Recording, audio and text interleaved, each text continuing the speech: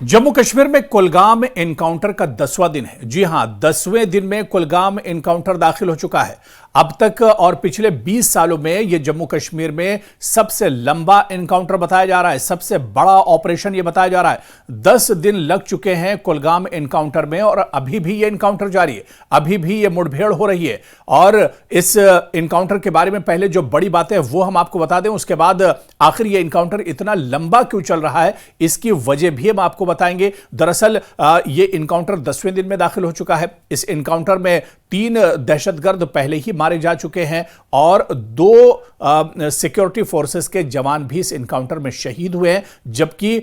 1 अगस्त से लेकर अब तक यानी पिछले 10 दिनों में सिक्योरिटी फोर्सेस के तकरीबन 1 दर्जन जवान इस एनकाउंटर में जख्मी भी हुए हैं। इस एनकाउंटर में हेलीकॉप्टर और ड्रोन की मदद ली जा रही है। इसके अलावा आपको बता दें कि यह एनकाउंटर का जो रकबा है, जो दायरा है, वो काफी बड़ा है और यही वजह है कि 8000 से ज्यादा सिक्योरिटी फोर्सेस के जवान अब ग्राउंड जीरो पर उतार दिए गए हैं और इस एनकाउंटर को एक तरह से अंजाम दिया जा रहा है। लेकिन बड़ी बात यह है और सोचने वाली बात यह है कि आखिर इस एनकाउंटर में इतना ज्यादा वक्त क्यों लग रहा है। आखिर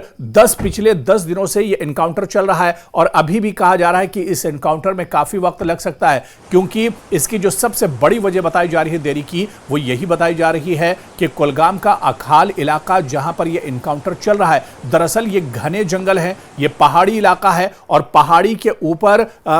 जो घने जंगल हैं, इस वजह से इस एनकाउंटर में देरी हो रही है। घने जंगल के अंदर कुदरती गुफाएं हैं, नदी नाले हैं और इन्हीं नदी नालों का सहारा लेकर ये जो आतंकी हैं, जो दहशतगर्द हैं, ये अपनी नापाक हरकतों को अंजाम देते हैं। तो अब तक इस एनकाउंटर में क्या कुछ हुआ है, कुलगाम में ऑपरेशन के 10वें दिन से मुतालिक अगर जानकारी दें तो फिलहाल आपको बता दें कि इस 10वें दिन में यह एनकाउंटर जरूर दाखिल हो गया है, लेकिन जितनी बड़ी कामयाबी सिक्योरिटी फोर्सेस को मिलनी चाहिए थी वो अब तक एक तरह से सामने नहीं आई है। क्योंकि आप देखिए 10 दिन में 3 दहशतगर्द मारे गए हैं, जबकि लगातार कल भी हमने आपको दिखाया था कि किस तरह से जंगल के अंदर धमाके हुए थे और इसके अलावा लगातार फायरिंग हो रही थी, लगातार फायरिंग का तबादला हो रहा था। और फायरिंग होने का मतलब यह है कि दहशतगर्द अभी काफी ज्यादा तादाद में दहशतगर्द एनकाउंटर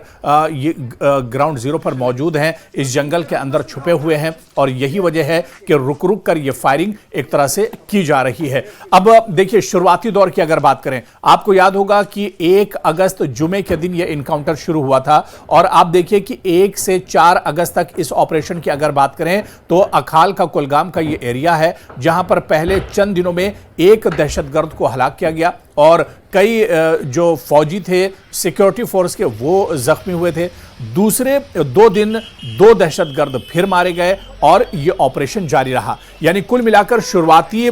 3 से 4 दिन में 3 दहशतगर्दों को ढेर किया गया था और 3-4 जो फौजी जवान थे वो जख्मी हुए थे और उसके बाद लगातार ये एनकाउंटर चलता रहा, क्योंकि 3 दहशतगर्दों के मारे जाने के बाद भी दहशतगर्दों की तरफ से फायरिंग का तबादला नहीं रुका, लगातार फायरिंग होती रही और उसके बाद इस ऑपरेशन को आगे बढ़ाया गया और यह समझ में आ गया सिक्योरिटी फोर्सेस को कि और भी दहशतगर्द अभी इसके अंदर यानी जंगल के अंदर छुपे हो सकते हैं। इस वजह से इस ऑपरेशन को आगे बढ़ाया गया और जैसे जैसे यह ऑपरेशन आगे बढ़ता गया, यानी ऑपरेशन का 7वां और 8वां दिन बहुत अहम था। ऑपरेशन का 7वां दिन आर्मी के नॉर्दर्न कमांडर लेफ्टिनेंट जनरल प्रतीक शर्मा और पुलिस के डायरेक्टर जनरल नलिन प्रभात ने सूरत हाल का जायजा लिया, ग्राउंड जीरो पर पहुंचे, जिससे ऑपरेशन की संजीदगी एक तरह से समझ में आ सकती है। 8वें और 9वें दिन यानी 9 अगस्त और अगर आज की बात की जाए यानी 10 अगस्त की, यह ऑपरेशन कश्मीर में अब तक का तवील तरीन यानी सबसे लंबा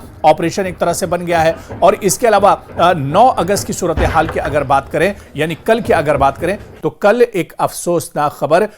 इस एनकाउंटर से यह आई थी कि इस एनकाउंटर में 2 जो सिक्योरिटी फोर्सेस के जवान हैं वो शहीद हो गए हैं। यानी लांस नायक प्रीतपाल सिंह जिनकी उम्र 28 साल थी और पंजाब से इनका ताल्लुक था, और दूसरे सिपाही हरमिंदर सिंह जिनकी उम्र 26 साल थी। ये दोनों जो शहीद हुए जवान, दोनों का ताल्लुक पंजाब से बताया जाता है और ये दोनों सिख लाइट इन्फेंट्री के जवान थे और 19 राष्ट्रीय राइफल्स में तैनात थे और दोनों इस एनकाउंटर में शहीद हो गए और दहशतगर्दों ने अपनी जो नापाक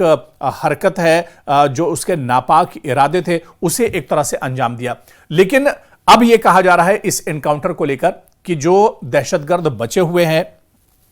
जो आतंकी बचे हुए हैं, वो इस इलाके से भाग नहीं सकते हैं, क्योंकि ऑपरेशन का 10वां दिन है, इस एनकाउंटर का 10वां दिन है और पूरे इलाके की घेराबंदी कर ली गई है। ऐसे में अब